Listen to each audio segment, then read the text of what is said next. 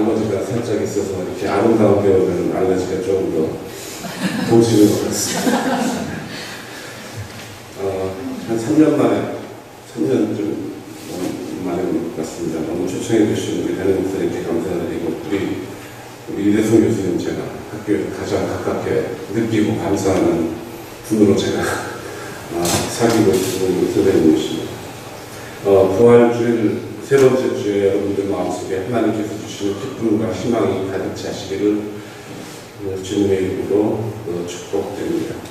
여러분 오늘 이사야 6장에 있는 말씀을 보면은 사실은 이스라엘 사람들에게는 상당히 불안한 시대였습니다. 오늘 기도하시는 선생님께서 말씀하신 것처럼 상당히 중국에 있는 상태가 상당히 불안한 감들이 저희들이 느끼고 있습니다. 성경을 보면 유다왕 우시아가 죽고 아하스가 계승한 후에 아하스는 신하들에게 야훼 하나님뿐만 아니라 다른 신들도 경배할 것을 권장했고 사실 그 당시에 종교적으로 상당히 혼란한 시기였습니다. 또한 정치적으로 볼 때는 북왕국 이스라엘은 거의 무정부 상태에 빠져 있었고 여로보암 이후 기원전 746년, 736년 동안에는 무려 5명이라는 왕들이 왕자를 거쳐갔고 사실 기원전 722년에는 이스라엘을 정복했던 것으로 여러분들이 알고 있습니다. 또한 아시리아가 이러한 일들이 벌고 있을 때 또 아시리아는 또 유대마저 합병하려는 기회를 보고 있었고 그래서 이스라엘에 살고 있었던 남유다도 생존에 대한 불길한 예감으로 가득 차 있었습니다. 아마 우리나라가 남북한 일본, 중국, 미국 수많은 이런 상태 속에 상당히 불안하고 안정감을 찾지 못하는 것과 비슷한 것 같습니다. 여러분들 성경에 있는 본문을 잘 읽어보시면요. 여러분들 그냥 읽으시면 말이죠. 마치 영화 보시는 것처럼 상상력을 한번 동원해 보시기 바랍니다. 우시아 왕이 죽던 해에 이스라엘 성전에 들어갔습니다. 아마 그분은 저희들과 비슷하게 불길한 예감으로 가득 차 있었던 것 같습니다. 그리고 이러한 정치 경제 상황 가운데 이렇게 진행되고 있는 상황인데 교회에 들어가고 성전에 들어가고 성전에서 지어지는 예식을 보면 너무너무 호화스럽고 사치스러운 그런 모습들이 보여졌던 것 같습니다. 이러한 사치스러운 제의가 과연 적절한가라고 생각하고 있었고 이사야는 상당히 거기에 대해서 상당히 불편한 마음이었던 것 같습니다. 이사야 선지자는 사실은 지배계급이었으나 상당히 대중적이고 사람들에 대한 관심이 있고 저희들로 얘기하면 상당히 민주적인 견해를 가지고 있는 듯합니다. 가난한 사람들의 어려움에 대해서 민감했고 지성소 앞에 분향으로 가득 찬 번제에 희생된 동물의 피비린내로 진동하는 그 상태를 보면서 과연 이스라엘 사람들이 그들의 신앙을 지키고 있는지에 대해서 질문을 하고 있었던 것 같습니다. 이스라엘 사람들에게 있어서 그 내적인 신앙의 고결함을 상실하지는 않았는지 이것 때문에 두려워하고 있었던 것이 이사야의 모습이었던 것 같습니다. 이런 상태에서 이사야는 호련히 천상의 궁전을 예루살렘 성전에는 사실은 하늘에 있는 하나님의 나라를 카피해 놓은 것으로 생각하고 있는 예루살렘 성전 바로 위에 앉으신 야훼 하나님, 여호와 하나님을 보게 됩니다. 여호와 하나님의 행전은 성전에 가득 찼습니다. 여호와 하나님의 얼굴을 보지 않으려고 자신들의 얼굴을 가진 천사들이 그 야훼 하나님을 호위하고 있습니다. 또 그들은 거룩하다 만군의 주님 그의 영광이 온 땅에 가득하도다라고 찬양을 하고 있습니다. 하나님께 드리는 번제의 경기가 하늘에 가득 차 있고 하나님의 영광이 그 성전에 가득 차 있습니다. 마치 이것은 시내산에서 모세가 하나님을 만났을 때 나타났던 것 같은 엄청난 광경을 여러분들이 상상해 보실 수 있을 것입니다. 천사들은 아까 말씀드린 대로 하나님은 거룩하다. 이 뜻은 하나님은 우리가 완전히 다르시다라고 외치고 있습니다. 사실 저희가 거룩이라는 단어를 사실 자주 쓰긴 하지만요. 하나님의 거룩이라고 하는 것은 퀄리티티브리 질적으로 우리와는 분리된 상태를 말씀하고 있습니다. 도덕적으로 모든 면에서 탁월한 상태를 가리킬 때 거룩하다는 단어를 사용하고 있습니다. 뭐 여러분 잘 아시다시피 뜻은 카도시라고 하는 것고 사실은 인간과는 전혀 다름을 나타내는 단어로 사용되고 있습니다. 철저하게 인간과의 분리를 말씀하고 있습니다. 사실은 이사야는 이런 인간에게 강림하셔서 자신을 보여주시는 하나님의 임자 앞에서 두렵고 떨리는 압도적인 것을 느끼고 있습니다. 여러분 신앙생활 하시면서 때때로 그런 것 느끼시면서 신앙생활 하시나요? 아니면 너무 캐주얼하게 신앙생활 하고 계시는지 한번 여쭤보고 있습니다. 독일의 철학자 중에서 종교학 중에서 루돌프 오토라고 하는 사람이 성스러움의 의미라는 데서 신에 대한 경험에 있어서 가장 원초적인 것은 이 두렵고 황홀한 신비가 신앙의 기초가 되지 않았냐라고 얘기를 하기도 하고 있습니다. 사실 제가 어렸을 때 저도 태어나니까 할아버님이 장로교회 목사님이셨고 아버지가 장로교회 목사님이셨기 때문에 상당히 좀 보수적이고 상당히 전통적인 데서 자랐습니다. 사실 그랬을 때 어렸을 때 하나님에 대한 거는 상당히 무서운 존재로 조금만 잘못하면 하나님이라면 어떻게 하실 거 정도로 상당히 그러한 데서 제가 자랐습니다. 이렇게 생각이 다 좋은 건 아니었지만 그래도 신앙에 있어서 기초를 내어놓는 데는 하나님의 그 위대하심, 하나님의 그 두려운 존재 이런 것들을 조금 느끼고 살았던 것 같습니다. 사실 이 광경 속에서 이사야의 오늘 1장부터 1절에서 8절부터 있는 말씀에서 이사야는 여기서 무엇인가를 새로운 것을 경험하는 것을 여러분들이 찾아볼 수가 있는 것 같습니다. 이사야는 며칠 있으면 우리 부처님 오신 날이 있게 되는데요. 부처님께서 득도하는 붓다와 같이 뭔가 완벽한 스승이 되는 것 같이 이사야는 이 경험을 통해서 깨달은 거가 뭐냐면 죽을 것 같은 공포에 사로잡힙니다. 왜냐하면 나와는 다른 인간과 전혀 다른 하나님을 만난 다음에 외침이 있습니다. 재앙이로다. 나는 죽게 되었더라. 나가 입술이 부정한 사람인데 입술한 사람이 부정한 백성 가운데 살고 있는 내가 만군의 하나님을 내가 만나다니 엄청난 두려움과 압도감으로 사로잡혀 있는 이사야를 볼 수가 있습니다. 이사야는 야훼 하나님의 초월적인 거룩함에 압도되어서 자신의 보잘것없는 것과 이 사람들이 많은 사람들이 보내는 제사의 불견함이라고 하는 것을 깨닫게 됩니다. 다시 말씀드리면 이사야의 경험은 단지 훈련과 득도를 통해서 얻어진 것이 아니라 하나님을 만났을 때 정말 청천벽력과 같이 엄청난 힘으로 다가왔고 이러한 충격에 의해서 이사야의 삶이라고 하는 것은 생각이라고 하는 것이 요동치게 되는 것을 찾아볼 수가 있습니다. 두렵고 떨리고 나는 죽게 되었다고 외치고 있습니다. 그런 중에 천사 하나가 숯불을 가지고 날아와서 이사야의 입술을 지진 후에 드디어 이사야는 얘기를 하고 말씀을 전할 수가 있었습니다. 여기 있는 오늘 6장 1절에 있는 8절에 있는 6장 1절에서부터 8절에 있는 그 내용이 지금 제가 말씀드린 대로 그러한 상태에서 이사야는 여기서 새로운 하나님에 대한 경험이 있는 것 같습니다. 여기서 그 카도시라고 하는 완전히 분리되어 있고 공포와 전율 가운데 있는 하나님을 배웠을 때 새로운 경험을 하게 되는데요. 단지 부처님께서 얘기했던 득도의 개념이 아니라 그 엄청난 하나님과 이사야라고 하는 한 인간의 인격적인 만남이 이루어지고 있습니다. 무시무시한 엄청난 타자성에도 불구하고 야훼 하나님은 이사야에게 말을 건넵니다. 여호와 하나님께서 내가 누구를 보내며 누가 나를 대신하여 갈 것인가 라고 물었을 때 이사야의 대답은 거기에다가 무슨 이유를 대고 설명할 것이 아니라 이사야의 대답은 제가 여기 있습니다. 저를 보내주십시오 라고 하는 그 대답밖에 할 수가 없었습니다. 여기에서 이사야가 경험한 현상의 초점은 무엇을 득도하고 경험을 얻게 하는 것이 아니라 사실은 하나님께서 말씀하시는 부탁에 대해서 임무에 대해서 따르게 되는 자신의 모습을 찾아보게 됩니다. 여기에 대해서는 나의 자율성을 가지고 선택할 수 있는 것이 아니라 따를 수밖에 없는 그 자신의 모습을 찾게 됩니다. 여러분, 선지자라고 하는 것은 무엇입니까?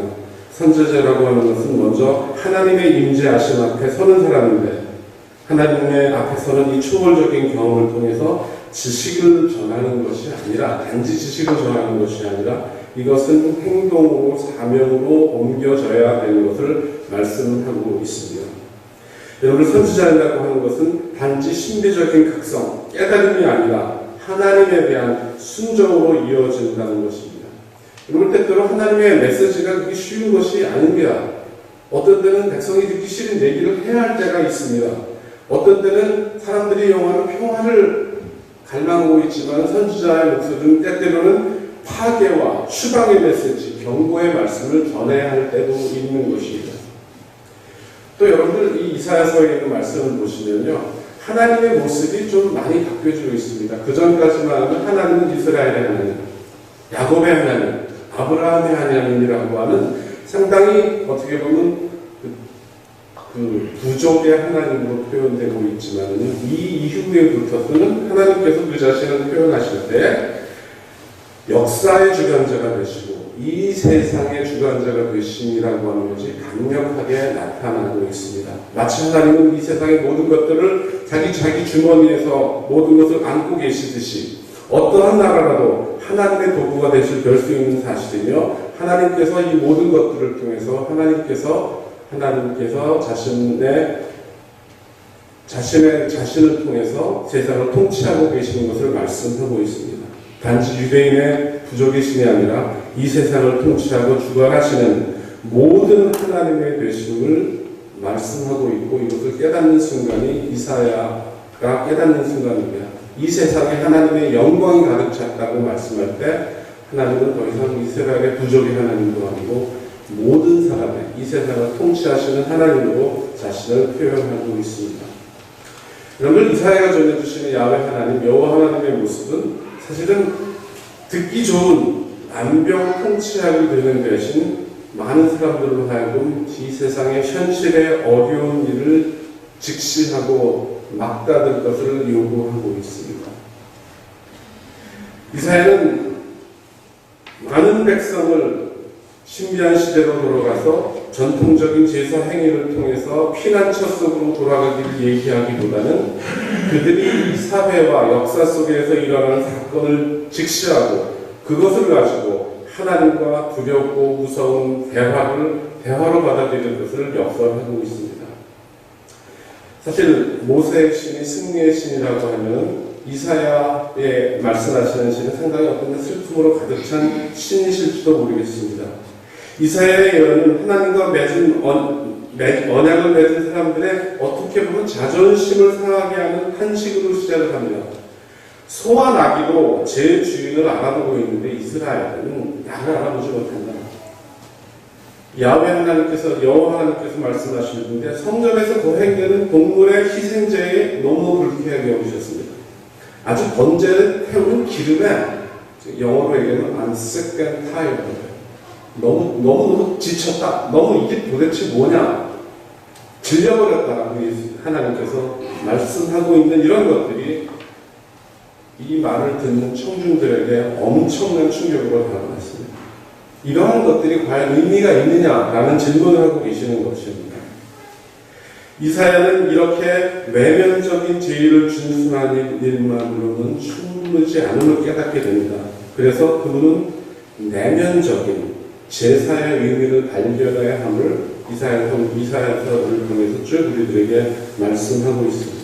그거 주장하는 건 제사보다도 희생보다도 인자함이 필요하다. 자비하심이 필요하다. 너희가 아무리 기도한다 해도 내가 듣지 않겠다. 왜냐하면 너희 손에는 너무너무 피가 가득하기 때문에 너희는 그 손을 씻고 스스로 하나님 앞에 성경을 하여라.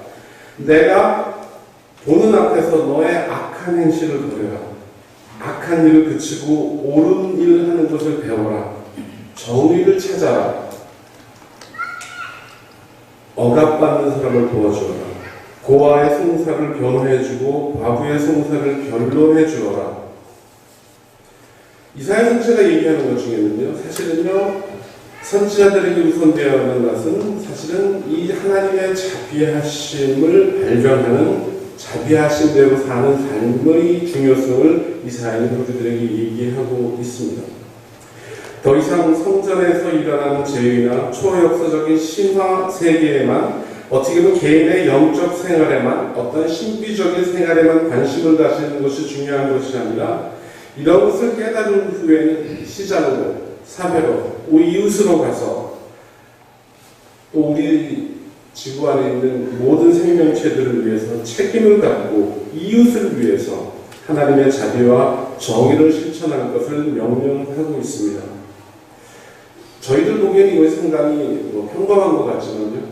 처음에 이사야가 하나님을 경험했을 때 두렵고 떨리는 하나님이 아니라 우리들에게 말을 걸어오시고 우리들에게 사명을 전해주시는데 이러한 자비하심으로 정의를 위해서, 평화를 위해서, 사랑을 위해서 살 것을 명령하시고 우리와 함께 일하시기를 원하시는 인격적인 하나님으로 우리들에게 새롭게 표현되고 있습니다. 이것은 이사야에게 있어서 새로운 하나님에 대한 경험이었습니다.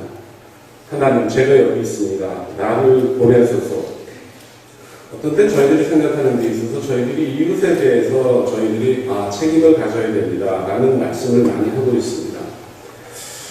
사실은 한번 이런 말씀을 전합니다. 하나님하고 모세가 꽤 오랫동안 같이 일을 했습니다. 출애굽부터 했는데 오랫동안 했는데 모세가 이제 좀 나이가 좀 들다 보니까 좀 버릇이 없어졌는데 하나님 좀 얼굴 좀 보여주세요. 그렇게 오래 같이 일했는데 얼굴 좀 보여주십시오. 그러니까 하나님이 너 내 얼굴 보면 너는 죽어. 그런 얘기 하지 말아라. 그렇게 나는 큰 애고를 하니까 하나님 그래. 넌 특별히 내가 널 보여주겠다 그러시면서 바위 뒤에 숨어 내가 지나갈 텐데 그때 내 등을 보게 될 것이다 라고 하시면 하나님께서 그 자신을 보여주셨어요. 사실은 그 등을 보여준다는 자체가 걸을 때 그 발뒤꿈치를 보여준다는 뜻이고 그 뜻은 역사를 보여주신다는 뜻이고 그 뜻은 하나님의 흔적을 보여주신다는 뜻이었어요. 자, 하나님께서 지나가시는 것을 모세가 봤습니다. 그 다음에 어떻게 됐습니까? 얼굴에 광채가 났습니다. 그래서 신의 산에서 내려갔을 때 사람들이 무서워해서 얼굴에 광채가 나기 때문에 수건을 불렀다는 얘기를 하고 있습니다. 여러분,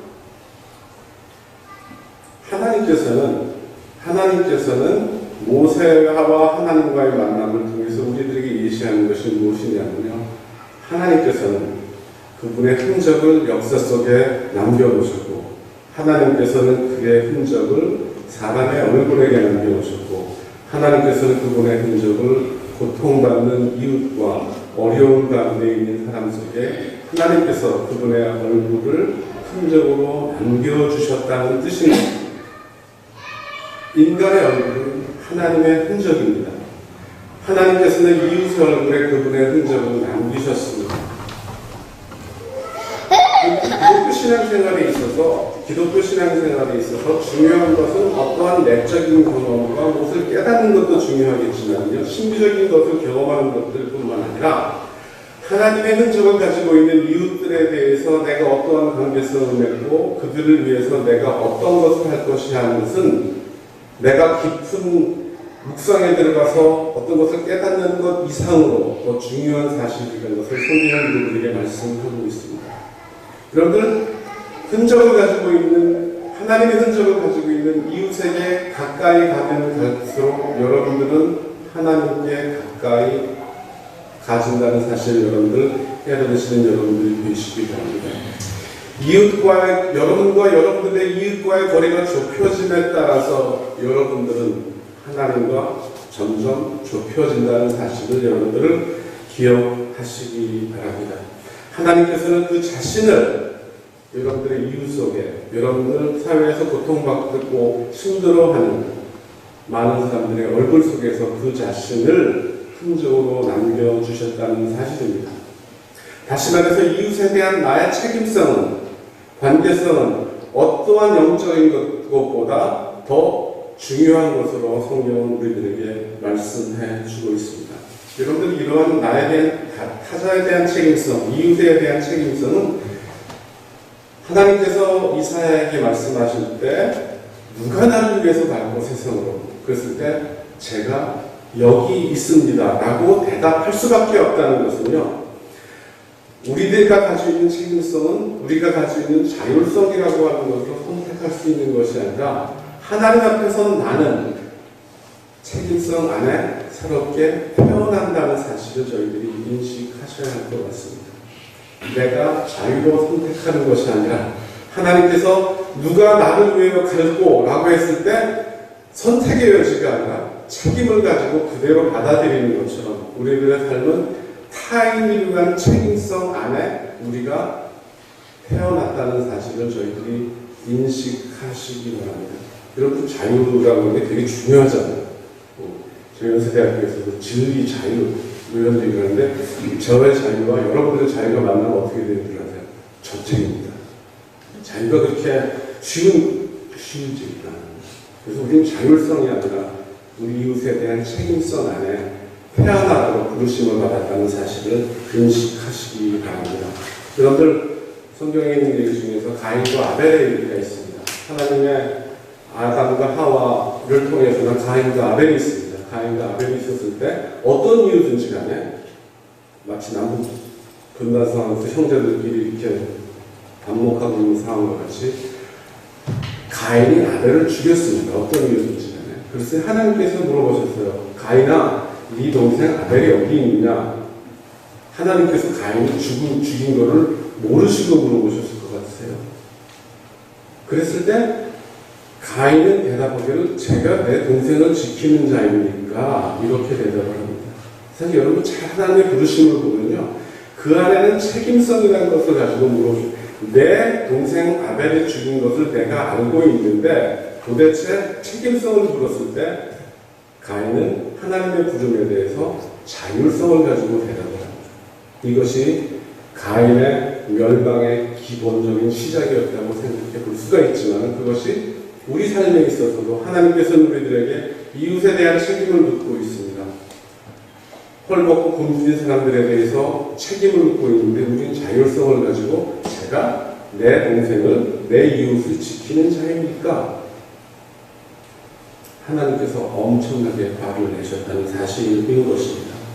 여러분들, 이 책임성이라는 것은 우리들에게 우연히 주어낸 것이 아니라 이것이 인간 주체의 본질이라고 하는 사실을 여러분들이 깨닫는 여러분들이 되시기 바랍니다. 우리의 신앙의 삶을 상당히 어려운 것으로 인도하고 계세요. 우리들의 삶은 이웃의 부름에 대해서, 이웃의 고통에 대해서, 이웃이 정의를 외치는 것에 대해서, 평등을 외치는 것에 대해서 대답으로 나타나야 하는 것이 우리들의 신앙인의 삶이라는 것을 이사야는 우리들에게 말씀하고 있습니다. 책임을 인간의 주체로 중요하게 생각해야 합니다. 타자, 이웃을 편대하고 이웃을 케어하는 것이 우리 선택 요건이 아니라 이것은 우리들에게 주어진 책임이라고 하는 것. 책임성이 이웃을 위한 책임성 안에서 아까 말씀드린 대로 우리가 태어났다는 것이고, 이것이 사실 그리스도 안에서의 거듭남을 나타내는 것이고, 부활을 통해서, 예수 그리스도의 부활을 통해서 우리들에게 새 생명을, 우리들의 주체, 우리들의 삶의 새로운 모습이라고 하는 것입니다. 하나님께서 저희들에게 또 물어보시는 것입니다. 이 세상에 펼쳐지고 있는 수많은 일들이 일어나고 있습니다. 여러분들에게 하나님께서 또 물으시는 것 같습니다. 누가 우리를 위하여 갔고, 제가 여기 있습니다. 주님 저를 보내주십시오. 아니면 하나님 쟤를 보내세요.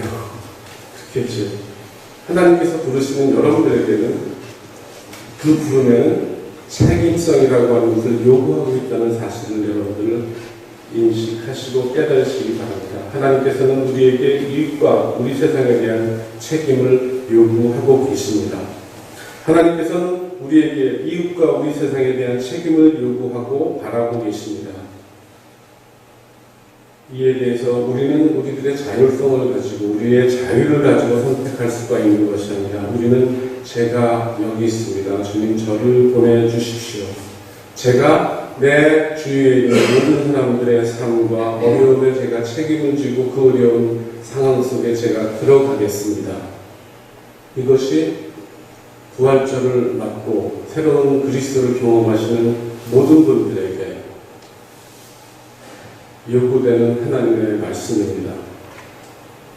새로운 경험을 한 이사야가 깨달은 것은 사회 속으로 들어가서, 사람 속에 들어가서, 이웃에게 들어가서 이웃을 향한 나의 책임을 느끼고 그들을 위하여 나의 삶이 헌신되는 것이라는데, 그 천상에 하나님을 경험한 그 결과가 단지 득도한 것이 아니라 이 세상 속에 나가서 자기의 주체, 나는 책임성을 가진 존재로 새로 태어남을 경험하는 그런 이사야의 경험이 여러분들의 경험이 되시고, 여러분들의 삶이 이 세상을 밝히 열고 이 세상의 빛과 소금으로 나타낼 수 있는 여러분들이 되시길 바랍니다. 잠깐 묵도하시겠습니다.